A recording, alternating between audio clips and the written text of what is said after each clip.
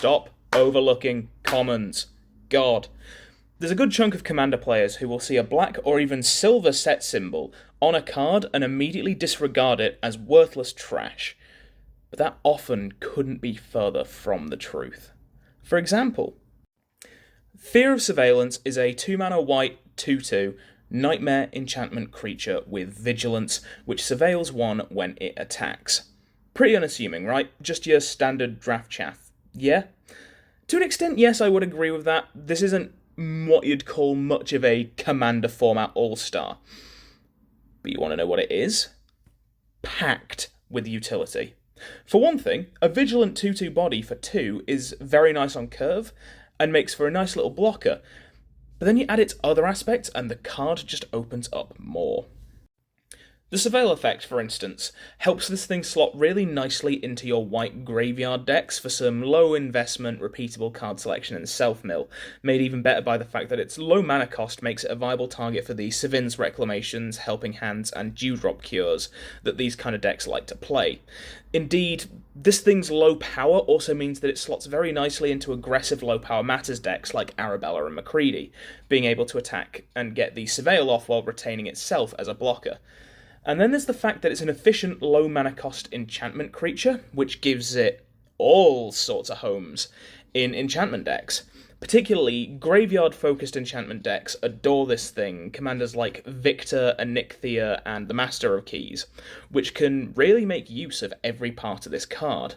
I personally play it in my Zur Eternal Schema deck, where it represents an enchantment body which can come down the turn before Zur and benefits massively from the pile of keywords Zur bestows onto it, being a fantastic bit of early game attacking, blocking, and card selection. Need I remind you that the card I'm talking about is a draft common? And yet, in the right home, it's incredible. See, that's the thing. I don't blame people for not paying attention to the commons in their packs. They are often just not good, especially historically, but that's why I'm imploring you to go back and look at the commons from the past year, if not 5. Simply put, if you don't go mining, you won't find gems, and finding gems isn't exactly a hard thing to do in modern-day commons. Fear of Surveillance is not the only example of a powerful common, even just from Duskmourn. Outside of Surveillance and the obviously powerful Grab the Prize, you've got some great situational removal across the colours with Unable to Scream, Trapped in the Screen, Monstrous Emergence, and Final Vengeance. A couple of great combat tricks with Horrid Vigour and Turn Inside Out. A fantastically flexible counterspell in Twist Reality. An irritating little enchantment win con with Balemerk Liege, a host of nice utility rooms with Meat Locker Drowned Diner being the real pick of the bunch in my opinion, Cryptid Inspector as a creature that just kinda gets huge in a Morph and Friends deck, and finally a cycle of very reasonable land cyclers. And all this at common. Are these the best cards in the world? No, of course not. But are they unplayable? Far from it.